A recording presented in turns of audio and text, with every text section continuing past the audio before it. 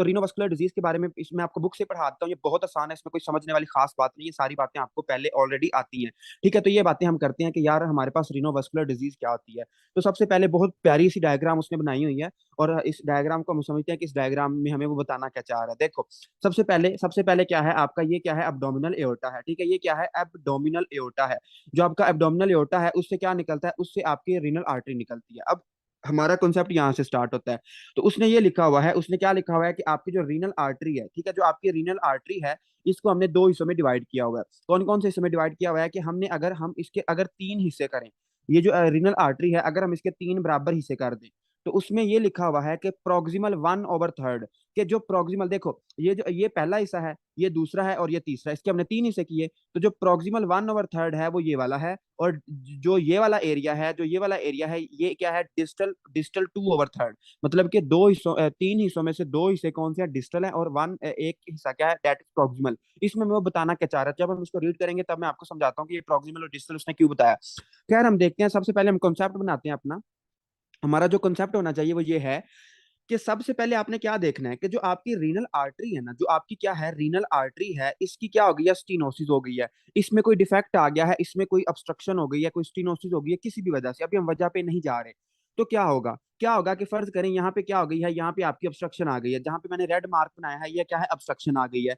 अब ऑब्स्ट्रक्शन से क्या होगा कि आपकी किडनी की ब्लड सप्लाई क्या होगी, आपकी किडनी का ब्लड क्या हो जाएगा, जो RBF था, रीनल ब्लड फ्लो, वो कम हो जाएगा। जब रीनल ब्लड फ्लो कम होगा तो क्या होगा, जब रीनल ब्लड फ्लो कम होगा तो क्या होगा, आपकी किडनी को स्कीमिया होगा, आपका जो मेक्यूला डेंस है उसको सोडियम कम पहुंचेगा, आपकी GFR कम हो जाएगी। जब ये सारी चीजें होंगी तो हम पढ़ चुके हैं, सब के होने से क्या होगा कि आपका एक हार्मोन रिलीज होगा, जिसको हम कहते हैं रेनिन।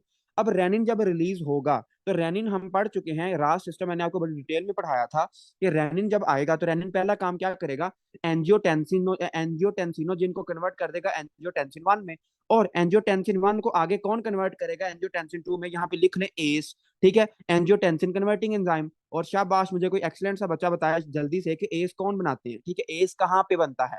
उसके बाद एंजियोटेंसिन 2 है, ये तो बहुत ज्यादा काम करता है। जो एंजियोटेंसिन 2 है, ये बहुत ज्यादा काम कौन कौन से करता है, क्या क्या करता है। एंजियोटेंसिन पहले आपके वेसल्स के पास जाएगा और क्या कराएगा, वेजो कंस्ट्रिक्शन कॉज कराएगा। उसके बाद और क्या करेगा, जो एंजियोटेंसिन 2 है, ये भागा भागा भागा भागा किसके पास जाएगा, ये जाएगा किसके पास, आपके आपके किसके पास, एड्रीनल ग्लैंड के पास, आपके एड्रीनल ग्लैंड के पास। तो जब ये एड्रीनल ग्लैंड के पास जाएगा तो उसको कहेगा कि भाईजान आप अपना क्या करो, एल्डोस्टेरोन क्रिएट करो। जब वो एल्डोस्टेरोन क्रिएट करेगा, जब आपका एड्रीनल ग्लैंड एल्डोस्टेरोन क्रिएट करेगा, तो उससे क्या होगा, एल्डोस्टेरोन का मैं 1000 दफा आपको पढ़ा चुका हूं, मैं इधर दोबारा बता रहा हूँ। एल्डोस्टेरोन को आपने कैसे लिखना है, एल्डोस्टेरोन को याद करने के लिए आपने इसको ए लिखना है, उसके अलावा एल्डो, ठीक है, एल्डोस्टीरोन, ठीक है, एल्डोस्टीरोन, N और E बढ़ा करके लिख देना है। और हमने क्या पढ़ा था कि ई से हमने क्या क्या चीजें याद रखनी है कि एल्डोस्टेरोन बाहर गटर में किसको डालता है, आपके डालता है पोटाशियम को। और किसको डालता है, पोटाशियम के साथ साथ किसको डालता है, हाइड्रोजन को। और ए से आपने क्या याद रखना है, ऐड ऐड किसको इसको करता है, ऐड आपके करता है, किसको ऐड करता है, सबसे पहले किसको ऐड करता है, ये सबसे पहले ऐड करता है सोडियम को। तो सोडियम की रीअब्जॉर्प्शन कराएगा। और किसको ऐड करता है, तो सोडियम के साथ उसका बॉयफ्रेंड भी आएगा। तो सोडियम क्या है, गर्लफ्रेंड, उसका बॉयफ्रेंड क्या है, वाटर। तो एल्डोस्टेरोन क्या करता है, वाटर को भी अब्जॉर्ब करता है। तो चूंकि चूंकि अब क्या है, आपका एल्डोस्टेरोन आ चुका है, किडनी को ये लग रहा है कि शायद बॉडी में भी कम है। तो जब रीनल आर्टरी स्टिनोसिस होती है, जब रीनल आर्टरी में कोई ब्लड फ्लो कम होता है, तो किडनी को ये लग रहा होता है कि शायद ब्लड प्रेशर कम है। हालांकि ब्लड प्रेशर कम नहीं होता, ब्लड प्रेशर कम नहीं होता। किडनी को ये लग रहा होता है, क्यों, क्योंकि उसको ब्लड सप्लाई कम मिल रही है। तो क्या होता है, एल्डोस्टेरोन स्पीड आता है। जब एल्डोस्टेरोन आता है तो क्या होता है, सोडियम की रिटेंशन होती है। जब सोडियम की रिटेंशन होती है तो क्या होता है, जो मरीज होता है उसको हाइपरटेंशन हो जाती है। तो क्या मैं ये कह सकता हूँ कि जितने भी रीनल स्टिनोसिस के पेशेंट हैं वो हाइपरटेंसिव होंगे, तो yes, they will be hypertensive. और माशाल्लाह बड़े स्टूडेंट्स बता रहे हैं, डॉक्टर हसन, डॉक्टर एमन आबिद और बाकी डॉक्टर मारिया, डॉक्टर अदनान, ये सारे बता रहे हैं कि लंग्स, जो आपका एस है, जो एंजियोटेंसिन कन्वर्टिंग एंजाइम है, ये कौन सीक्रेट करती है, लंग्स सीक्रेट करते हैं। ये एमसीक्यू है, इसलिए मैंने आपसे पूछा है। ठीक हो गया, तो हम आगे चलते हैं। अब क्या हो गई कि आपकी हाइपरटेंशन हो गई। एक तो एंजियोटेंसिन ने इधर रोला डाला हुआ है कि भाईजान वेजो करें, और दूसरी तरफ क्या है, एल्डोस्टेरोन ने हाइपरटेंशन करा दिया है। तो अभी तक हमने सिर्फ ये पढ़ा है कि जब भी आपकी किडनी की वेसल क्या हो जाएगी, स्ट्रिक्ट हो जाएगी, किडनी की वेसल तंग हो जाएगी, तो आपको क्या हो जाएगा, आपको हाइपरटेंशन हो जाएगी, आपको क्या हो जाएगी, हाइपरटेंशन हो जाएगी। डॉक्टर काशिफ पूछ रहे हैं कि it will lead to heart failure, yes, it will lead to heart failure. और हार्ट फेलियर भी इसकी काज होती है। फर्ज करें किसी बंदे को हार्ट फेल हो चुका है, ठीक है। अगर किसी बंदे का क्या है हार्ट फेल हो चुका, तो हमने कल भी पढ़ा था कि हार्ट फेलियर से क्या होता है, आपका आरबीएफ कम होता है। ठीक है, तो आपका आरबीएफ कम होने से क्या होता है कि उसको हाइपरटेंशन होगी, ये सेम मैकेनिज्म चलेगा। तो हार्ट, इससे भी हार्ट फेलियर होता है। और हार्ट फेलियर मतलब ये जो रीनोवेस्कुलर डिजीज है, जो आपकी ये वाला जो अभी हमने मैकेनिज्म पढ़ा है, ये हार्ट फेलियर की वजह से भी होता है। अब हम इसको पढ़ते हैं, मैं आपको रीड करवाता हूँ, फिर आपको और ज्यादा इसकी समझ आएगी। देखो, तो ये है आपकी बुक बुक की लाइन में आपको रीड करवाता हूँ। जो जो मैं चीजें आपको अंडरलाइन करवाऊंगा, सिर्फ आपने वो अंडरलाइन लाजमी कर लेनी है, बाकी को चाहे आप छोड़ सकते हो। सबसे पहले उसने ये लिखा हुआ है कि क्या यूनिलेटरल और बाइलेटरल रीनल आर्टरी स्टेनोसिस, कि अगर आपकी एक तरफ, यूनिलेटरल कहते हैं एक तरफ और बाइलेटरल कहते हैं दोनों तरफ, अगर आपकी दोनों तरफ या एक तरफ की रीनल आर्टरी जो है वो अगर सख्त हो गई है, उसकी स्टेनोसिस हो गई है, तो क्या होगा आपका, क्या होगा आपका रीनल, आरएस का मतलब है रीनल आर्टरी स्टेनोसिस। तो क्या होगा कि आपकी रीनल परफ्यूजन कम हो जाएगी। जब रीनल परफ्यूजन कम होगी तो क्या होगा, आपका रीनल रेनिन ज्यादा होगा, एंजियोटेंसिन आएगा, एंजियोटेंसिन क्या होगा, हाइपरटेंशन होगी। और ये बहुत अहम बात है कि most common cause of secondary hypertension in adults, secondary hypertension in adults, हमने सीवीएस में पढ़ा था, जो हमारी हाइपरटेंशन होती है वो दो तरह की होती है, प्राइमरी और सेकेंडरी। प्राइमरी में क्या होता है, प्राइमरी क्या चीज होती है कि अगर हमारे अपने घर में फसाद हो तो इसको हम क्या कहते हैं, इसको हम कहते हैं जी कि भाईजान प्राइमरी चीज है। लेकिन अगर किसी के घर में फसाद हो और वो हमारे घर में आते हैं, इसको हम कहते हैं सेकेंडरी। तो अब क्या है कि ये जो है ये मोस्ट कॉमन काज है कि मसला किडनी में चल रहा है और बेचारा फसाद कहाँ पे पहुंचा हुआ है, फसाद अब हमारी वेसल्स को मतलब वेजो कंस्ट्रिक्शन हुई पड़ी है, हाइपरटेंशन हुई पड़ी है। तो it is a most common cause, ये थोड़ा सा इंपॉर्टेंट बात है इधर, कि most common cause of secondary hypertension. ठीक है, प्राइमरी पे नहीं जाना। प्राइमरी आपकी कब होती है, प्राइमरी ओल्ड एज में होती है, जैसे जैसे माशाल्लाह आप बूढ़े हो रहे हो, तो आपकी जो वेसल्स है वो सख्त हो रही है, तो उससे क्या आ रहा है, आपको प्राइमरी हाइपरटेंशन हो रही है। लेकिन जो सेकेंडरी हाइपरटेंशन है, it is most common cause of a secondary hypertension. ये इंपॉर्टेंट बात है, इसको नहीं भूलना। तो हम आगे चलते हैं। अब उसने लिखा हुआ है कि main causes of renal artery stenosis, कि उसकी क्या क्या वजह है। अब हम इसकी कॉजेज पे आते हैं कि हमारी जो रीनल आर्टरी है वो स्टिनोज क्यों होती है। तो इसको आप जरा गौर से देखना है। हमारी दो वजह है, एक है आपका एथेरोस्क्लेरोटिक प्लाक और दूसरा क्या है, फाइब्रोमस्कुलर डिस्प्लेजिया। ठीक है, फाइब्रोमस्कुलर डिस्प्लेजिया और एथेरोस्क्लेरोटिक प्लाक। मैंने आपको सीवीएस में बड़ी डिटेल में ये एथेरोस्क्लेरोटिक प्लाक पढ़ा चुका हूँ कि क्या होता है। फर्ज करें कि ये क्या है, आपकी ब्लड वेसल है। ठीक है, ये क्या है, आपकी ब्लड वेसल है, और ये क्या है, उसके एंडोथीलियल्स हैं। ठीक है, दे आर एंडोथीलियम। ठीक है, ये एंडोथीलियम है। अगर किसी वजह से क्या होता है कि एंडोथीलियल डैमेज होता है, एंडोथीलियल क्या होता है, डैमेज होता है। जब एंडोथीलियल डैमेज होता है तो क्या होता है, इसमें हमारे जो कोलेस्ट्रॉल वगैरह हैं, हमने बड़ी डिटेल में ये मैंने आपको सारी चीजें करवाई थी। तो जब एंडोथीलियम डैमेज होता है तो इसमें क्या होता है, कोलेस्ट्रॉल वगैरह डिपॉजिट हो जाते हैं, और क्या होता है, एक प्लाक सा बन जाता है। ठीक है, एक प्लाक सा बन जाता है, ये इस तरह की ना एक ऑब्स्ट्रक्शन सी बन जाता है, एक उभार सा बन जाता है। इसको हम क्या कहते हैं, इसको हम कहते हैं एथेरोस्क्लेरोटिक प्लाक। इसको हम क्या कहते हैं, atherosclerotic plaque. Yes, doctor Adnan हमें सही बता रहे हैं कि जब आपके एलडीएल जो गंदे कोलेस्ट्रॉल है वो ज्यादा हो जाए एज कम्पेयर टू एचडीएल। ठीक है, एचडीएल से ज्यादा आपके गंदे कोलेस्ट्रॉल अगर ज्यादा हो जाए तो आपको क्या हो जाएगा, आपको एथेरोस्क्लेरोटिक प्लाक हो जाएगा। और ये कहाँ पे होता है, ये मतलब इसमें समझने वाली बात है कि proximal one third of renal artery usually in old mails and smoker. और कोई मुझे बता सकता है स्मोकिंग में क्यों होगा ये, और यूजुअली इन ओल्डर मेल्स। ठीक है, जो बूढ़े बंदे होते हैं, और क्या होता है, 1/3 रीनल आर्टरी, जो प्रोक्सिमल पार्ट होता है, जो क्या होता है, प्रोक्सिमल पार्ट होता है किसका, प्रोक्सिमल पार्ट मैंने आपको समझाया भी है कि अगर हम रीनल आर्टरी के 3 हिस्से कर दे, जो पहला 1/3 हिस्सा है वो क्या है, प्रोक्सिमल पार्ट है। तो एथेरोस्क्लेरोटिक प्लाक आपका किस में बनेगा, प्रोक्सिमल पार्ट में बनेगा। इसको सिर्फ आपने समझना ही है।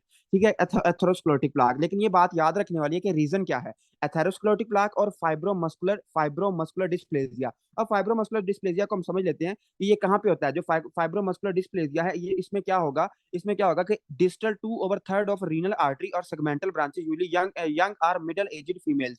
कि जो फाइब्रोमस्कुलर डिस्प्लेजिया है, ये कहाँ किस में होगा, डिस्टल पार्ट में होगा। यस डॉक्टर तरीम, आप थोड़ा सा सही बता रही हैं कि मैक्रोफेजिस की वजह से होता है। अगर हम स्मोकिंग में जो मैक्रोफेजिस होते हैं वो क्यों होते हैं, वो क्यों मतलब इनगल्फ कर लेते हैं। चलिए, अब तो मैंने आपको हिंट भी बता दिया। डॉक्टर जबीउल्लाह पूछ रहे हैं डिस्टल में क्यों होता है, डिस्टल में क्यों नहीं होता। तो डॉक्टर जबीउल्लाह, इसका मुझे कोई खास आंसर नहीं समझ आई, ना किसी बुक पे लिखा हुआ है। लेकिन मुझे जो अपनी मेरी अकल ये कहती है कि चूंकि आपका जो कोलेस्ट्रॉल वगैरह है वो इधर से आ रहा होता है, मतलब प्रोक्सिमल पार्ट में आ रहा होता है, तो वो सबसे पहले प्रेफर ये करता है कि प्रोक्सिमल पार्ट में जमा हो जाए, आगे वो डिस्टल में नहीं जाता। ठीक है, तो फाइबर मस्कुलर डिस्प्लेजिया में क्या होगा कि आपका जो फाइबर मस्कुलर है वो डिस्प्लेस हो जाएगा, उसका डिस्प्लेजिया अब नॉर्मल प्रोलिफरेशन होगी। और डिस्टल 2/3 में होता है, और ये किस में होता है, रीनल आर्टरी और सेगमेंटल ब्रांचेस में होता है यूजुअली। ये जवानों में होता है। लेकिन जो एथेरोस्क्लेरोटिक प्लाक है ये बूढ़ों में होता है। ये किस में होता है, बूढ़ों में होता है। जी डॉक्टर तहरीम हमें बता रही हैं कि मैक्रोफेजिस क्या करती हैं, वेसल डैमेज होता है, एलडीएल इनगल्फ कर लेते हैं, और हमारे हमारे foam cells formation fatty streak. Okay doctor Tarim, आप बिल्कुल सही पहुंच गई हैं, मतलब आप सही आंसर कर रही हैं। मैं इसको समझा देता हूँ, बस हम ये कंप्लीट कर लें फिर मैं आपको इसको समझाता हूँ। हम आगे चलते हैं। अब हम बात करते हैं फॉर यूनिलेटरल, अगर क्या हो, अगर एक तरफ की क्या हो रीनल आर्टरी की स्टेनोसिस हो तो फिर क्या होगा? अफेक्टेड किडनी कैन एट्रोफी, जो हमारी अफेक्टेड किडनी होगी वो एट्रोफी हो जाएगी, मतलब वो उसका साइज छोटा हो जाएगा। क्यों? क्योंकि उस बेचारे की ब्लड सप्लाई का आपने रोक दिया है। तो ब्लड सप्लाई कम होने से ब्लड सप्लाई कम होने से क्या होगा कि उसमें एट्रोफी हो जाएगी, उसमें क्या हो जाएगा? एट्रोफी हो जाएगी। जी डॉक्टर मारिया पूछ रही हैं कि स्मोकिंग में क्यों होता है। डॉक्टर मारिया वही मैं समझा रहा हूँ, देखो चलो मैं थोड़ा सा बता देता हूँ। जो स्मोकिंग होती है ना, स्मोकिंग होती है, कहाँ पे लिखे, यहाँ पे लिख लेते हैं। जो स्मोकिंग होती है, ठीक है, स्मोकिंग, स्मोकिंग में ना आपके काफी चीजें होती हैं, ठीक है। स्मोकिंग में एक तो आपका क्या होता है, स्मोकिंग में आपको समझा भी चुका हूँ कई दफा कि एक तो आपकी क्या होती है, निकोटीन होती है, ठीक है। एक तो क्या होती है, निकोटीन होती है, एक क्या होती है, निकोटीन होती है। और क्या होता है, आपकी कार्बन मोनोऑक्साइड होती है। और ये दोनों क्या है, दे और दे ये क्या है, दे आर वेजो कंस्ट्रिक्टर, दे क्या है, दे आर वेजो कंस्ट्रिक्टर। ये दोनों क्या है, दे ये दोनों वेजो कंस्ट्रिक्टर हैं। तो वेजो कंस्ट्रिक्शन की वजह से भी आपकी रीनल आर्टरी स्टेनोसिस हो सकती है ड्यू टू स्मोकिंग। इसके अलावा चूंकि स्मोकिंग में क्या होते हैं, स्मोकिंग में काफी ज्यादा कार्सिनोजेंस होते हैं। स्मोकिंग में क्या होते हैं, कार्सिनोजेंस होते हैं। और जो कार्सिनोजेंस हैं दे आर वेरी डैमेजिंग, ये क्या है, बहुत डैमेजिंग है। ये क्या है, डैमेजिंग, ये डैमेज कर देते हैं, हमारे एंडोथेलियल को डैमेज करते हैं। और स्मोकिंग क्या करती है, स्मोकिंग हाइपरटेंशन करती है। हाइपरटेंशन की वजह से भी क्या होता है, हाइपरटेंशन की वजह से भी हमारा एंडोथेलियल डैमेज होता है। इसके अलावा मैंने आपको सीवीएस में एक कॉन्सेप्ट बताया था, अब आपको वो मैं दोबारा तो एक्सप्लेन नहीं कर सकता, वो काफी लंबा कॉन्सेप्ट था। मैंने ये कहा था कि जब आप स्मोकिंग करते हो तो जो आपके क्या होता है, जो आपका कोलेस्ट्रोल होता है, ठीक है, जो आपका कोलेस्ट्रोल होता है, कौन सा कोलेस्ट्रोल होता है, एलडीएल। ठीक है, जो एलडीएल, मैंने आपको ये बड़ा ना, यू वर्ल्ड का ये क्वेश्चन है इसलिए मैं ये आपकी बुक पे नहीं लिखा हुआ। जो आपके मैक्रोफेजिस होते हैं ना, जो आपके मैक्रोफेजिस होते हैं वो क्या करते हैं, वो एलडीएल को इनगल्फ कर लेते हैं। वो एलडीएल को क्या करते हैं, इनगल्फ कर लेते हैं। लेकिन वो कब इनगल्फ करेंगे, जब आप स्मोक करोगे, ठीक है, जब जब उसमें ऑक्सीजन वगैरह कम होगी, ठीक है, ऑक्सीजन की कमी होगी और इस एंडोथेलियल डैमेज होगा, तो उससे आपके जो एलडीएल एलडीएल होते हैं वो कौन इनगल्फ कर लेते हैं, मैक्रोफेजिस। इस वजह से जो एलडीएल है हम इनको बैड कोलेस्ट्रॉल कहते हैं। और ये जो एलडीएल मैक्रोफेजिस है इनको हम कहते हैं फॉर्म सेल्स, इनको हम क्या कहते हैं, फॉर्म सेल्स। और ये फॉर्म सेल्स आपके एथेरोस्क्लेरोटिक प्लाक में फंस जाते हैं। तो खैर अब ये सारे कॉन्सेप्ट को मैं दोबारा नहीं एक्सप्लेन कर सकता, ये काफी लंबा था। लेकिन फिलहाल आपने सिर्फ इसको इतना याद रखना है, मैंने ये यू वर्ल्ड का क्वेश्चन मैंने आपको सीरियस में करवाया था कि जब आप स्मोकिंग वगैरह करते हो ना, जब ऑक्सीजन कम होती है तो जो एलडीएल होते हैं वो आपके मैक्रोफेजेस क्या कर लेते हैं, इनगल्फ कर लेते हैं। अगर आपको ये बात नहीं समझ आती तो ये छोड़ दें, अगर आपने यूएसए में करना है तो फिर आपके लिए बात जरूरी है, वरना ये एनएलई में नहीं आती। जो एनएलई में आप बात मतलब पूछी जा सकती है वो ये है कि स्मोकिंग में क्या होती है, निकोटीन होती है और कार्बन मोनोऑक्साइड होती है। ये दोनों क्या है, बोथ आर वेजो कंस्ट्रिक्टर। तो इन दोनों की वजह से क्या होती है, वेजो कंस्ट्रिक्शन होती है और इस वजह से भी आपको रीनल स्टेनोसिस हो सकती है। ठीक हो गया, आई होप कि मेरी बात आपको समझ आ चुकी है। हम आगे चलते हैं। आगे है जी फॉर यूनिलैटरल आरएएस, मतलब कि अगर एक तरफ की क्या हो, अगर एक तरफ की रीनल आर्टरी स्टेनोसिस हो तो अफेक्टेड किडनी कैन एट्रोफी, कि जो अफेक्टेड किडनी होगी उसकी क्या हो जाएगी, एट्रोफी हो जाएगी। और एसिमेट्रिकल किडनी साइज की मतलब जो किडनी होगा, जो एक किडनी होगी उसका और साइज होगा और दूसरी किडनी का और साइज होगा, दोनों का एसिमेट्रिक। कि वैसे तो दोनों किडनी बराबर बराबर होती है ना, लेकिन चूंकि जो बेचारी जिस बेचारी की हमने ब्लड सप्लाई रोक दी है, जिसकी हमने खुराक ही रोक दी है, वो छोटी हो जाएगी और जो नॉर्मल है वो नॉर्मल की नॉर्मल ही रहेगी। और renal Venus sampling will show increase running in affected kidney. हाँ ये थोड़ी सी अहम बात है, इसको अंडरलाइन कर लें कि जो हमारी अफेक्टेड किडनी होगी ना, जो हमारी अफेक्टेड किडनी होगी उसमें हमें रेनिन ज्यादा मिलेगा। उसमें हमें रेनिन क्यों ज्यादा मिलेगा, अभी तो पढ़ा के आया हूँ कि जब आपके जीएफआर वगैरह कम होती है, सोडियम आपके मेक्यूलर डेंसिटी को कम मिलता है, तो वो क्या करते हैं, वो हमारे किसको रिलीज कर देते हैं, रेनिन को रिलीज कर देते हैं। और जो डिक्रीज रेनिन इन अनअफेक्टेड, जो हमारी नॉर्मल किडनी है उसमें जो रेनिन होगा वो कम ही होगा। फॉर बाइलेटरल, अगर हमारा दोनों तरफ, अगर हमारा क्या हो, बाइलेटरल हो, ठीक है, अगर हमारा क्या हो, दोनों तरफ आरएएस हो, तो patient can have sudden rise in creatinine. मैंने समझाया था ना कि अगर आपकी एक किडनी खराब भी हो जाए ना तो आपकी क्रेटिनिन पे कोई खास इफेक्ट नहीं आता। ठीक है, आपकी जो इस यही वजह है कि हम एक गुर्दे पे जिंदा रह सकते हैं। अब माशाल्लाह ये आपने बात सुन के फौरन आईफोन लेने नहीं भाग जाना कि चलो एक गुर्दे पे जिंदा रह लेते हैं तो हम एक गुर्दा बेच के आईफोन ले लें। ठीक है, तो आपने दोनों गुर्दे रखने होते हैं, लेकिन आप एक गुर्दे पे जिंदा रह सकते हो। क्यों? क्योंकि जब आप एक गुर्दे को रिमूव भी कर दोगे, एक किडनी को रिमूव भी कर दोगे, तो आपकी क्रिएटिनिन पे कोई खास इफेक्ट नहीं आता। ये मैंने आपको बात समझाई थी। अब उसने ये लिखा हुआ है कि भाईजान patient can have sudden rise in creatinine, कि अगर दोनों तरफ ही रीनल आर्टरी स्टेनोसिस होगी या दोनों में हो गया है तो क्या होगा कि उसमें सडन राइज होगा, जो क्रेटिनिन होगी वो एकदम से बढ़ेगी। And in after starting N ACE inhibitor, मतलब कि अगर हम उसको एस इनहिबिटर देंगे भी तो उसमें क्या होगा, क्रेटिनिन अचानक बहुत ज्यादा बढ़ेगी। अर्ब्स एस इनहिबिटर, ये सारी हम ड्रग्स देते हैं ताकि हम उस रेनिन को कंट्रोल कर सके। Renin inhibitor due to their interference on RAS mediated renal perfusion, ये इसमें कोई खास बात नहीं है। सिर्फ इसमें जो आपने बात समझने वाली है वो ये है कि जो अफेक्टेड किडनी होगी, जब हम उसके वेनस सिस्टम का सैंपल लेंगे तो उसमें रेनिन ज्यादा होगा, उसमें क्या होगा, रेनिन ज्यादा होगा। लेकिन जो नॉर्मल किडनी है उसमें रेनिन क्या होगा, कम होगा। ये एक बात समझने वाली है। दूसरी बात ये समझने वाली है कि जब दोनों तरफ हमारी दोनों किडनी की स्टेनोसिस होगी तो हमारा क्रेटिनिन अचानक बहुत ज्यादा बढ़ेगा, ठीक है, अचानक रेज करेगा। बस इसमें आपने सिर्फ ये बात करनी है, बाकी को छोड़ सकते हो आप।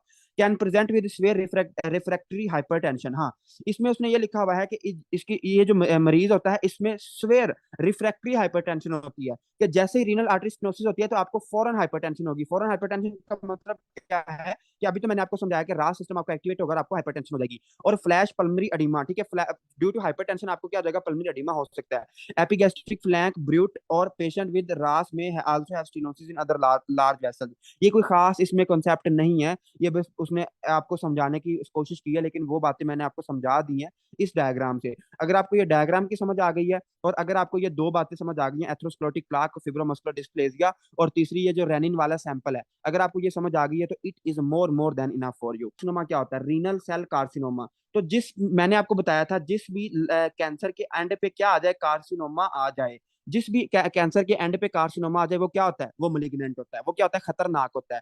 अगर ओमा आ जाए, अगर सिर्फ ओमा हो, ओ एम ए हो, कार्सिनोमा ना हो, ओ ओमा हो, तो उसको हम क्या कहते हैं, बिनाइन कहते हैं। लेकिन इसमें कुछ एक्सेप्शंस होती हैं।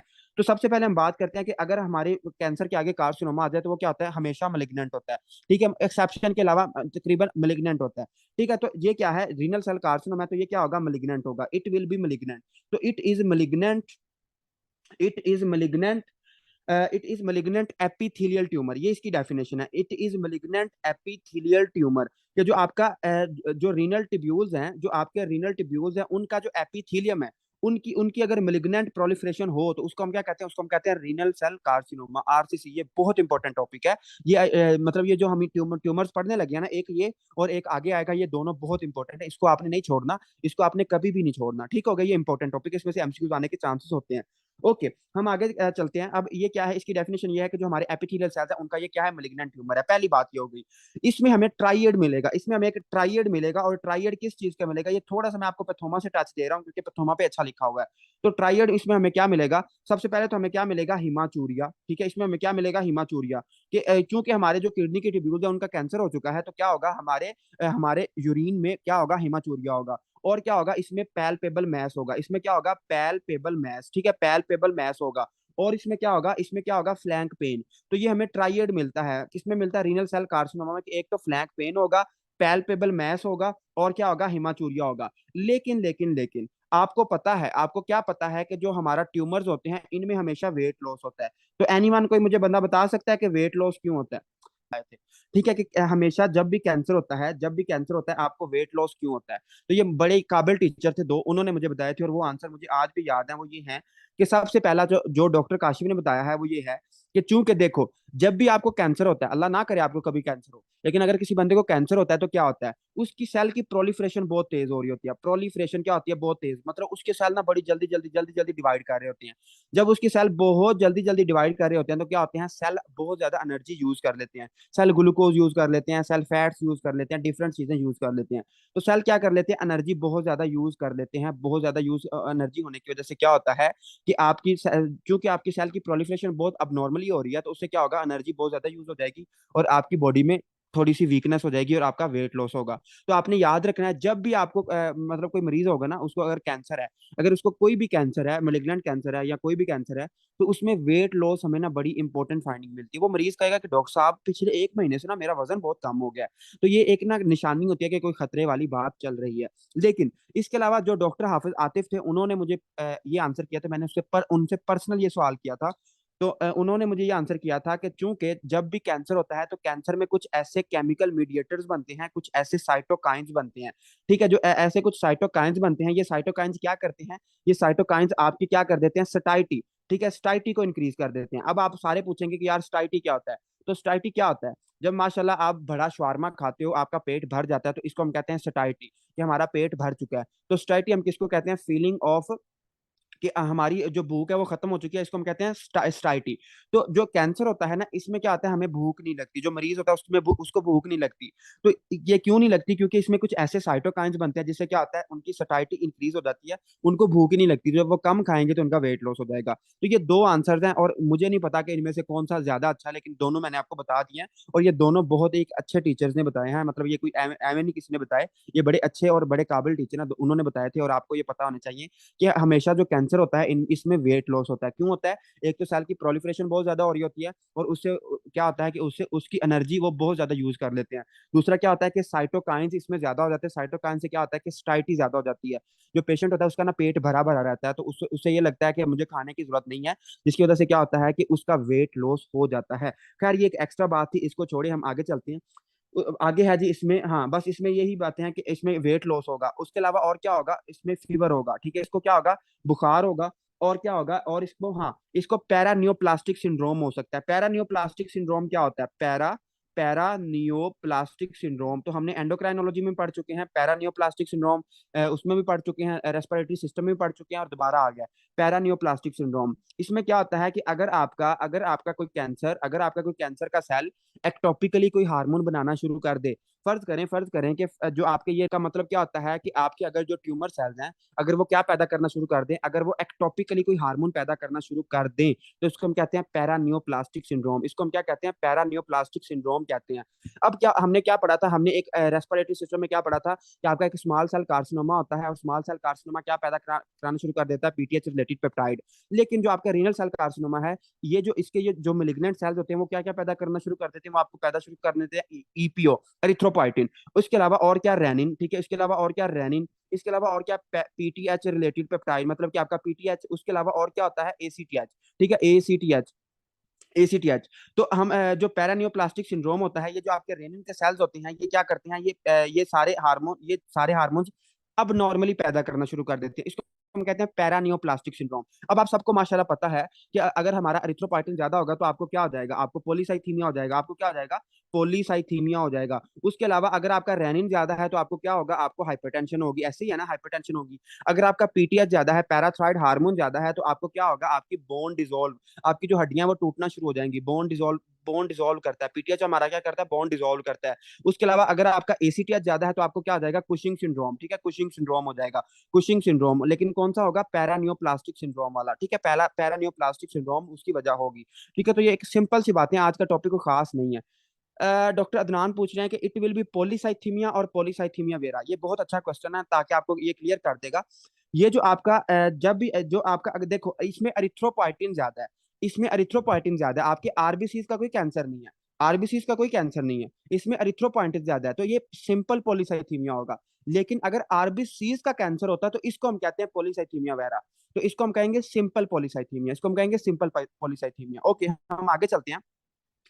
अब इसमें ये भी हो गया कि हमारे पास ये, अब आपको एक और बात मैंने ये समझाई थी कि भाईजान आपकी जो लेफ्ट रीनल वेन होती है, जो लेफ्ट रीनल वेन होती है, लेफ्ट रीनल वेन, इसमें कौन ड्रेन करता है? आपकी गुनेडल वेन ड्रेन कर रही होती है। लेकिन जो आपकी राइट रीनल वेन होती है, उसमें क्या होता है? जो आपकी गुनेडल वेन होती है वो डायरेक्टली इंफीरियर वेना केवा में ड्रेन करती है। अब क्या होगा कि फर्ज करें कि किसी बंदे को क्या है, किसी बंदे को है जी रीनल सेल कार्सिनोमा। उसका अगर वो मेटास्टेसाइज कर गया है, और सबसे अहम इसमें एमसीक्यूज में आगे जाके आपको बताता भी हूँ कि जो रीनल सेल कार्सिनोमा होता है ना, ये फैलता है किसके थ्रू फैलता है? By blood. ये ब्लड के थ्रू फैलता है। हिमेटोजीनियस स्प्रेड है इसका, हिमेटोजीनियस स्प्रेड है। और मैंने आपको एंडोक्राइनोलॉजी में सारे ये लिखवा दिए थे कि आपके कौन से ऐसे टिश्यू, कौन से ऐसे हैं जो हिमेटोजीनियस स्प्रेड करते हैं, और कौन से ऐसे हैं जो आपके क्या करते हैं, जो आपके लिम्फेटिक स्प्रेड करते हैं। तो आई होप कि मुझे ये दोबारा बात बताने की जरूरत नहीं है। जो आपका रीनल सेल कार्सिनोमा है, इट आल्सो स्प्रेड्स थ्रू हिमेटोजीनियस, ये खून के थ्रू फैलता है। तो जब ये रीनल वेन में आएगा, रीनल वेन हमारी क्या हो जाएगी? ऑब्स्ट्रक्ट हो जाएगी। फर्ज करें कि रीनल वेन क्या हो गई? ऑब्स्ट्रक्ट हो गई है। जब रीनल वेन क्या हुई है? ऑब्स्ट्रक्ट हुई है। और फर्ज करें वो लेफ्ट रीनल वेन ऑब्स्ट्रक्ट हुई है, तो लेफ्ट रीनल वेन ऑब्स्ट्रक्ट में क्या हो रहा है? लेफ्ट रीनल वेन में तो हमारे क्या जा रहे हैं? गुनेडल आर्टरीज जा रही हैं। मतलब कि हमारी जो टेस्टीज हैं, जो मेल्स हैं, इनमें जो टेस्टीज है, इनकी जो वेन है, जो ग्नेडल वेन है, वो किस में जा रही है? हमारी लेफ्ट रीनल वेन में जा रही है। तो फर्ज करें कि left renal when he obstruct हो चुकी है। जब लेफ्ट रीनल वेन ऑब्स्ट्रक्ट होगी तो क्या होगा, टेस्टिस पे प्रेशर बढ़ेगा।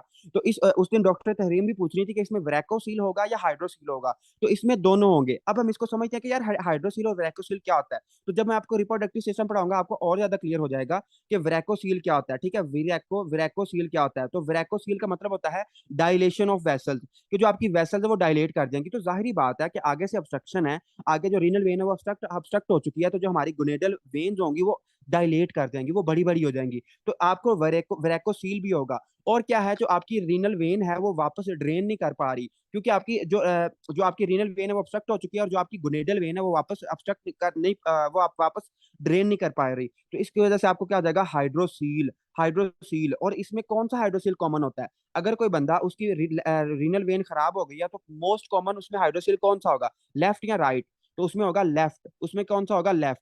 तो क्या है, आपकी लेफ्ट साइड की किडनी है। ठीक है, ये क्या है, आपकी लेफ्ट साइड की किडनी है। और this is your left renal vein, left renal vein. और ये क्या है, वो अगर वो मेल पर्सन है तो ये क्या है, उस मेल की लेफ्ट टेस्टिस है।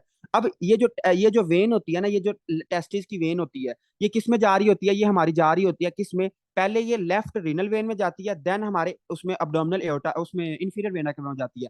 फर्ज करें ये क्या है, आपका इंफीरियर वेना केवा है। लेकिन जो राइट साइड की हमारी जो मेल्स होते हैं, जो राइट साइड की इनकी टेस्टिस होती है, इसकी जो वेन होती है वो डायरेक्टली किस में जा रही होती है, हमारे इंफीरियर वेना केवा में जा रही होती है। अब हुआ क्या कि फर्ज करें ये हमारा ऑब्स्ट्रक्ट हो गया, जो हमारी लेफ्ट रीनल वेन है वो क्या हो गई, ऑब्स्ट्रक्ट हो गई है due to renal cell carcinoma. तो उसमें हमने पढ़ा भी था, मैंने आपको काफी डिटेल में ये पढ़ाया था कि जो आपकी लेफ्ट टेस्टिस होगी, जो जो लेफ्ट टेस्टिस होगी उस मरीज की, जो लेफ्ट टेस्टिस होगी, एक तो उसमें वेरेकोसील होगा। उसमें क्या होगा, वेरेकोसील। वेरेकोसील हम किसको कहते हैं, कि जो उसकी वेन्स होगी वो डायलेट कर जाएंगी, वो बड़ी बड़ी हो जाएंगी। क्यों, क्योंकि आगे उसकी ऑब्स्ट्रक्शन है, तो वो वेन पे प्रेशर बढ़ेगा और उसको वेरेकोसील हो जाएगा। और क्या होगा कि जो टेस्टिस होगी, उस टेस्टिस में क्या एक्यूमुलेट हो जाएगा, फ्लूइड एक्यूमुलेट हो जाएगा, उसमें अडीमा हो जाएगा। तो इस अडीमा को, अगर टेस्टिस में अडीमा एक्यूमुलेट हो जाए तो उसको हम क्या कहते हैं, इसको हम कहते हैं हाइड्रोसील। इसको हम क्या कहते हैं, हाइड्रोसील। और आपने देखा होगा, आपने क्या देखा होगा कि जो किडनी के मरीज होते हैं इनमें अक्सर जो लेफ्ट साइड का होता है, जो लेफ्ट साइड का होता है वो क्या होता है, मोर कॉमन होता है as compare to right side. ठीक है, इसमें एज कम्पेयर टू जो राइट साइड है उससे लेफ्ट साइड का ज्यादा कॉमन होता है। ठीक है, तो ये चीज आपने याद रखनी है कि जो लेफ्ट वेरेकोसील एंड हाइड्रोसील हमें मिल सकता है, किस में मिल सकता है, रीनल सेल कार्सिनोमा में मिल सकता है। उसके बाद हम आगे चलते हैं, और इसका होता है हेमेटोजीनियस स्प्रेड। ये जो रीनल सेल कार्सिनोमा है ना, जो रीनल सेल कार्सिनोमा है, ये खून के थ्रू फैलता है। ठीक है, तो मैंने आपको एंडोक्राइनोलॉजी में ना पूरी लिस्ट लिखवाई हुई है। वो क्या लिखवाई हुई थी कि आपके कौन से ऐसे ट्यूमर्स हैं जो हेमेटोजीनियस स्प्रेड करते हैं, कौन से ऐसे ट्यूमर्स हैं जो कि क्या करते हैं, जो आपके करते हैं उसमें लिम्फेटिक्स के थ्रू फैलते हैं। तो आप एंडोक्राइनोलॉजी में अपने नोट्स देख लें, और कोई बच्चा मुझे इधर शेयर कर दे ताकि मैं बाकी में बता दूं कि मैंने क्या क्या बताया था, क्योंकि अभी मुझे वो सही याद नहीं आ रहे। तो एक उसमें क्या था, रीनल सेल कार्सिनोमा था, 4 कैंसर थे। यस डॉक्टर काशिफ, 4 कैंसर थे। तो जो रीनल कैंसर होता है, रीनल सेल कार्सिनोमा होता है, ये क्या करता है, हिमेटोजीनियस स्प्रेड करता है। हिमेटोजीनियस स्प्रेड मतलब कि ये क्या करता है, खून के थ्रू फैलता है। और ये बहुत इंपॉर्टेंट बात है कि जो रीनल सेल कार्सिनोमा होता है ये मेटास्टेसाइज करता है। ये क्या करता है, मेटास्टेसाइज करता है, कहां तक करता है, लंग्स तक। ठीक है, तो ये लंग्स तक भी जा सकता है, लंग्स तक भी क्या करता है, मेटास्टेसाइज करता है। और शाबाश, मुझे कोई बड़ा एक्सीलेंट सा स्टूडेंट बताएगा कि हमने और कौन सा ऐसा ट्यूमर पढ़ा था जो कि बड़ा मशहूर था, बड़ा इंटरेस्टिंग था, और वो कैंसर तक, वो हमारी लंग्स तक फैलता था। शाबाश, जल्दी बताएं। डॉक्टर तरीम कह रही है पैराडॉक्सिकल। पैराडॉक्सिकल क्या पढ़ा था, नहीं समझ आ रही। अच्छा, बताएं। ब्रेस्ट, यस, ब्रेस्ट कैंसर भी हमारा जो है वो लंग्स तक फैलता है। एक और बताया था, चलिए मैं आपको हिंट बता देता हूँ। विल्म्स ट्यूमर भी फैलता है, यस। चलिए मैं आपको हिंट बता देता हूँ, मैंने कहा था वो आपकी लेफ्ट साइड ऑफ हार्ट को अफेक्ट नहीं करता, सिर्फ आपकी right side of heart affect होती है। ये मैंने बड़ा मशहूर, बड़ा मेरा फेवरेट टॉपिक है, इसलिए मैं बार बार इसका पूछता हूँ आपसे, ताकि आपको ये याद रहे। एक ट्यूमर है हमारे पास, yes, here is the answer doctor Kashif, excellent. हमारा जो कार्सिनॉइड ट्यूमर होता है, जो हमारा कार्सिनॉइड ट्यूमर होता है वो कहाँ से निकलता है, वो अपेंडिक्स वगैरह से निकलता है, और कहाँ पे आता है, हमारी लंग्स तक फैलता है। और लंग्स में क्या होते हैं, एमएओ होते हैं, मोनो अमाइन ऑक्सीडेज होते हैं।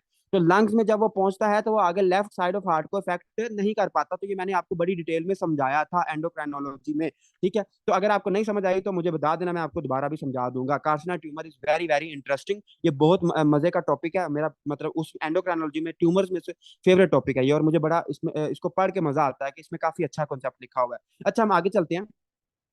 जो आपका आरसीसी है, जो रीनल सेल कार्सिनोमा है, ये स्प्रेड करता है, हेमाटोजीनियस स्प्रेड करता है और ये लंग्स तक जाता है, मेटास्टासाइज करता है। इसके अलावा जो ब्रेस्ट कैंसर होता है वो भी आपके लंग्स तक जाता है, विल्म्स ट्यूमर भी आपका लंग्स तक जाता है। उसके अलावा जो हमारा कार्सिनोइड ट्यूमर होता है वो भी लंग्स तक जाता है, वो भी लंग्स तक क्या करता है, मेटास्टासाइज करता है। हम आगे चलते हैं। उसके अलावा अब इसमें जो समझने वाली बातें वो ये वाली हैं कि इसमें आपको क्या मिलेगा, क्लियर साइटोप्लाज्म। ठीक है, इसके जो आपको सेल्स मिलेंगे ना वो क्या होंगे, पॉलीगोनल होंगे और उनका उनका जो साइटोप्लाज्म होगा वो बिल्कुल क्लियर होगा। उनका जो साइटोप्लाज्म होगा वो क्लियर होगा। क्लियर क्यों होगा इसको हम समझते हैं।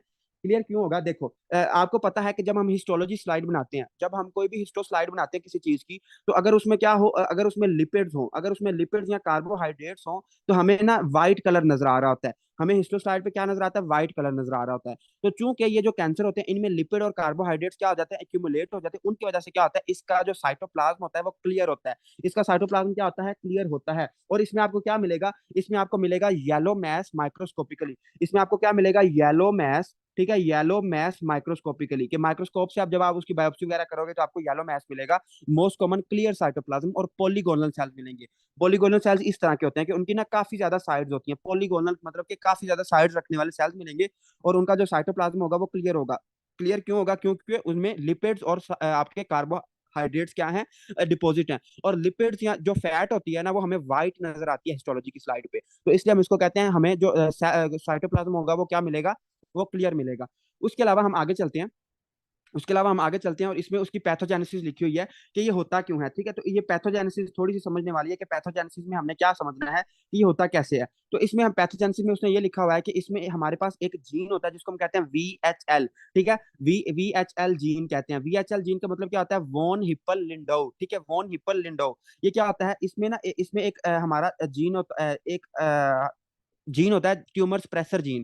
ट्यूमर स्प्रेसर जीन हम ना उसमें पढ़ेंगे, नियोप्लेजिया वाले चैप्टर में पढ़ेंगे कि हमारे ना कुछ ऐसे जीन्स होते हैं जो कि हमारे ट्यूमर को स्प्रेस करते हैं। मतलब कि अगर हमारा कोई सेल एक्सेसिवली प्रोलिफरेट कर रहा है ना उसको वो रोकते हैं। ठीक है, वो रोकते हैं। तो अगर क्या होगा, अगर इस ट्यूमर स्प्रेसर जीन की क्या हो जाएगी, म्यूटेशन हो जाएगी। अगर इस ट्यूमर स्प्रेशन की क्या हो जाएगी, लॉस हो जाएगा, ये इसकी म्यूटेशन होगी, तो क्या होगा, ये क्या है, ट्यूमर स्प्रेसर जीन है, TSM, tumour suppressor gene. Tumour suppressor gene, जब ये ट्यूमर स्प्रेसर जीन क्या हो जाएगा, लॉस हो जाएगा, तो इससे आपको क्या होगा, IGF, इसमें इससे क्या होगा, आपका इंक्रीज होगा IGF। ठीक है, IGF क्या होगा, इसमें ज्यादा होगा, मतलब कि ये ग्रोथ फैक्टर्स हैं, IGF-1, IGF-2, ये ना हम उसमें पढ़ेंगे। न्यूप्लेजिया वाले का ये पूरा कंसेप्ट है, तो अभी मैं इसको सारा नहीं बता सकता, मैं आपको थोड़ा सा बताता हूँ। जब आपका ट्यूमर प्रेशर कम होता है जिसने ट्यूमर को स्प्रेस करना है, तो उससे क्या होते हैं, ग्रोथ फैक्टर्स ज्यादा हो जाते हैं। ग्रोथ फैक्टर ज्यादा होते हैं। तो ग्रोथ फैक्टर ज्यादा होने से क्या होगा कि हमारे सेल अब नॉर्मली प्रोलिफरेट करेंगे। अब नॉर्मली क्या करेंगे, प्रोलिफरेट करेंगे, और उससे आपको क्या हो जाएगा, उससे आपको कैंसर हो जाएगा। ठीक है, रीनल सेल कार्सिनोमा। तो रीनल सेल कार्सिनोमा की एक वजह यह है कि आपका ये जो ट्यूमर सप्रेसर जीन है ये लॉस हो जाता है, जिससे क्या होता है, ग्रोथ फैक्टर ज्यादा होते हैं और प्रोलिफरेशन होती है। उसके अलावा उसके अलावा इधर लिखा हुआ है IHF increase IHF transcriptional factor. Transcription हम किसको कहते हैं, ट्रांसक्रिप्शन हम कहते हैं कि जो आपका डीएनए से प्रोटीन का बनने का जो अमल है, जो प्रोसेस, उसको हम कहते हैं ट्रांसक्रिप्शन। तो ट्रांसक्रिप्शन फैक्टर जो होते हैं वो ज्यादा हो जाते हैं। तो ये जो जब हम ट्यूमर स्प्रेसर जीन को लॉस करेंगे तो इससे क्या होगा, हमारे जो ट्रांसक्रिप्शनल फैक्टर वो ज्यादा होंगे, मतलब कि हमारा VEGF ये भी ग्रोथ फैक्टर है। ठीक है, वेजो एंडोथेलियल ड्राइव्ड ग्रोथ फैक्टर है। उसके अलावा PDGF है, प्लेटलेट ड्राइव्ड ग्रोथ फैक्टर है। तो इसमें आपने कुछ खास समझने वाली बात नहीं है। इसमें जो समझने वाली बात है वो ये है कि जब भी आपका क्या होगा कि आपका VHL जीन का लॉस हो जाएगा, आपका ट्यूमर स्प्रेसर जीन लॉस हो जाएगा, तो क्या होगा, सेल की ग्रोथ ज्यादा होगी। जब सेल की ग्रोथ ज्यादा होगी तो उससे क्या होगा आपको रीनल सेल कार्सिनोमा हो जाएगा। और डॉक्टर काशिफ, माशाल्लाह, थैंक यू यार, बहुत मेहरबानी। आप डॉक्टर काशिफ ने 4 कैंसर, मैंने जो इनको बताए थे 4 कैंसर, वो सारे बच्चे अपनी बुक पे नोट कर लें कि ऐसे कैंसर जो कि आपके ब्लड के थ्रू फैलते हैं। उनमें सबसे पहले है follicular thyroid carcinoma, choriocarcinoma, renal cell carcinoma और हेपेटोसेलुलर कार्सिनोमा। ठीक है, ये 4 कार्सिनोमा मैंने आपको बताए थे। इसके अलावा मैंने जो लिम्फेटोजीनिस बताए थे वो भी कोई बंदा थोड़ी सा बता दे तो अच्छा हो जाएगा बाकियों के लिए। ओके, हम आगे चलते हैं।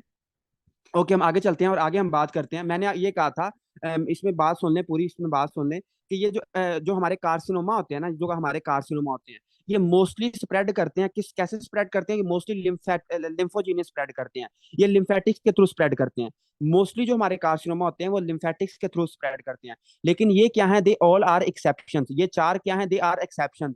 मतलब ये जो कैंसर हैं ये क्या है, ये एक्सेप्शन हैं और ये ब्लड के थ्रू फैलते हैं। दोबारा सुन लें, अब 2 मिनट में आपको लगाता हूँ, लेकिन ये इंपॉर्टेंट एमसीक्यूज है और इस तरह आपको कोई भी नहीं बताएगा। देखो, जो मोस्टली कैंसर्स हैं वो आपके स्प्रेड करते हैं लिम्फेटोजीनियस, वो लिम्फेटिक्स के थ्रू फैलते हैं। मोस्टली आपकी बॉडी में जितने भी कैंसर हैं, कार्सिनोमा है, वो लिम्फेटिक्स के थ्रू फैलते हैं। लिख लें, अपनी बुक पे लिख लें, वरना आपको काली भूला होगा। ठीक है, मोस्टली कैंसर आपके लिम्फेटिक्स के थ्रू फैलते हैं। बट ये चार जो डॉक्टर काशिफ ने सेंड किए हैं, दे ऑल आर एक्सेप्शन, ये एक्सेप्शन है। इसमें सबसे पहले आता है फॉलिकुलर थायराइड कार्सिनोमा। जब मैंने आपको फॉलिकुलर कार्सिनोमा पढ़ाया था, तब मैंने ये लिस्ट बनवाई थी। फॉलिकुलर थायराइड कार्सिनोमा ये फैलता है ब्लड से। कोरियो कार्सिनोमा जो हमारा उसका होता है, अपन अल्लाह भला करे, प्लेसेंटा का, तो उसमें उसका जो कार्सिनोमा होता है उसको हम कहते हैं choriocarcinoma. Renal cell carcinoma जो अभी हम पढ़ रहे हैं, ये भी ब्लड के थ्रू फैलता है। हिपैटोसेलुलर कार्सिनोमा जो आपका लिवर का कार्सिनोमा है, ये भी ब्लड के थ्रू फैलता है। तो ये बहुत इंपॉर्टेंट एमसीक्यूज है, बहुत इंपॉर्टेंट एमसीक्यूज है कि ऐसे कैंसर बताएं जो कि ब्लड के थ्रू फैलते हैं। लेकिन हालांकि हमें पता है कि जो कैंसर है वो तो लिम्फेटिक्स के थ्रू फैलते हैं, लेकिन ये चार क्या है, दे ऑल आर एक्सेप्शन, और एक्सेप्शन बहुत पूछी जाती है पेपर में। खैर, हम आगे चलते हैं। आई होप कि आपको पैथोजेनेसिस की समझ आ गई है। अब जो हमारा रीनल सेल कार्सिनोमा है ना, जो रीनल सेल कार्सिनोमा है, ये 2 टाइप्स का होगा। एक होगा स्पोरेडिक, ठीक है, एक क्या होगा, स्पोरेडिक होगा, और एक क्या होगा, जेनेटिक, ठीक है, हेरिडिटरी। मतलब कि यहाँ तो क्या होगा, उसको कोई विरासती मसला है, या उसको क्या होगा, उसकी अपनी हरकतों की वजह से होगा। ठीक है, तो स्पोरेडिक क्या होगा, स्पोरेडिक अगर कोई बंदे की हरकतें खराब हैं, तो उनकी वजह से अगर उसको कैंसर हो रहा है, तो इसको हम क्या कहेंगे, इसको हम कहेंगे स्पोरेडिक। और जो स्पोरेडिक होता है, ये किस में होता है, ये अडल्ट में होता है, ये जवानों में होता है, ठीक है, नौजवानों में होता है। और ये क्या होता है, मोस्टली ये बाईलेटरल होता है, ठीक है, बाईलेटरल, दोनों तरफ होता है, दोनों किडनीज को इफेक्ट करता है। और क्या होता है, इसमें क्या होता है, ये बहुत बहुत अहम बात है कि जो स्पोरेडिक कार्सिनोमा है, इसमें क्या होता है, सिंगल ट्यूमर, ठीक है, इसमें क्या होता है, सिंगल ट्यूमर इन अपर लोब, ठीक है, सिंगल ट्यूमर इन अपर लोब। अपर लोब, जो अपर लोब होता है उसमें क्या होता है, सिंगल ट्यूमर होता है। जो अपर लोब होता है इसमें सिंगल ट्यूमर होता है। इसको हाईलाइट कर दें, ये बल्कि आप अगर इसमें फर्स्ट एड में नहीं लिखी हो तो इसको लिख लें, ये बहुत अहम बात है, ये एमसीक्यू पूछा जा चुका है कि जो स्पोरेडिक ट्यूमर होता है, इसमें अपर लोब ऑफ किडनी में क्या होता है, सिंगल ट्यूमर होता है। अपर लोब ऑफ किडनी पे क्या होता है, सिंगल ट्यूमर होता है। और ये इंसानों की अपनी हरकत की वजह से होता है, उनकी हरकतें खराब होती हैं। हरकतें खराब कैसे होती हैं कि वो क्या करते हैं, सिगरेट स्मोक करते हैं, ठीक है, वो क्या करते हैं, स्मोकिंग करते हैं। तो सिगरेट स्मोक में क्या होते हैं, कार्सिनोजेंस होते हैं, और उससे क्या हो जाता है, उनको आरसीसी, रीनल सेल कार्सिनोमा हो जाता है। लेकिन ये तो हो गया उनकी अपनी हरकतों की वजह से। लेकिन अगर क्या है, अगर अल्लाह की तरफ से अजाब आया हुआ है, आज नजरा भी आया ना, तो अगर अल्लाह ताला की तरफ से अजाब आया हुआ है, मतलब उसको हेरिडिटरी है, तो हेरिडिटरी में क्या होगा, हेरिडिटरी में अभी अभी हमने पढ़ा कि हेरिडिटरी में क्या होता है, आपका जो VHL है, वोन लिंडो, नहीं, इसमें इसका फुल फॉर्म है जी, वोन हिपल लिंडो डिजीज। ठीक है, इसमें क्या होता है, जो आपका VHL जीन होता है ना, ये डैमेज होता है। VHL ये डैमेज होता है, इससे क्या होता है कि ट्यूमर स्प्रेसर जीन हमारा डैमेज होता है, उससे क्या होता है, ट्यूमर स्प्रेस नहीं होता, और आपको क्या हो जाता है, RCC। तो जो इसमें मोस्ट कॉमन काज है, दैट इज योर VHL, ठीक है, दैट इज योर VHL। उसके अलावा उसमें, और इसमें, हाँ, इसमें जो एक और अहम बात है वो ये है कि जो हेरिडिटरी होता है ना, जिसमें VHL डिजीज होती है, जिस ट्यूमर में VHL डिजीज होती है, इसमें 2 चीजें होती हैं। एक तो जो सैरीबैलम होता है ना, जो हमारा क्या होता है, सैरीबैलम, पता है ना सैरीबैलम का क्या होता है, जो हमें बैलेंस मेंटेन करता है। जब हम चलते हैं तो हम अपना बैलेंस कैसे मेंटेन करते हैं, by the help of cerebellum. ठीक है, तो जो सैरीबैलम होता है, सैरीबैलम का एक ट्यूमर होता है जिसको हम कहते हैं, हम इसको नर्वस सिस्टम में पढ़ेंगे, हिमेंजियोब्लास्टोमा, ठीक है, हिमेंजियोब्लास्टोमा, हिमेंजियोब्लास्टोमा, ठीक है, हिमेंजियोब्लास्टोमा प्लस इसके साथ आपको क्या मिलेगा, RCC मिलेगा। तो जब भी अगर कोई बंदा किस्मत का हमारा है, उसकी किस्मत इतनी खराब है कि उसको क्या है, उसको VHL है, तो VHL में उसको 2 चीजों के चांसेस बहुत ज्यादा होते हैं। उसको जो सैरिबैलम होगा उसका कैंसर हो सकता है, या फिर उसको क्या हो सकता है, रीनल सेल कार्सिनोमा हो सकता है। उसके अलावा, हाँ, बस इसमें इसने यहीं यहीं तक बातें लिखी हुई हैं। तो जरा मुझे शाबाश एक नारा लगा दें कि समझ आई है या नहीं आई।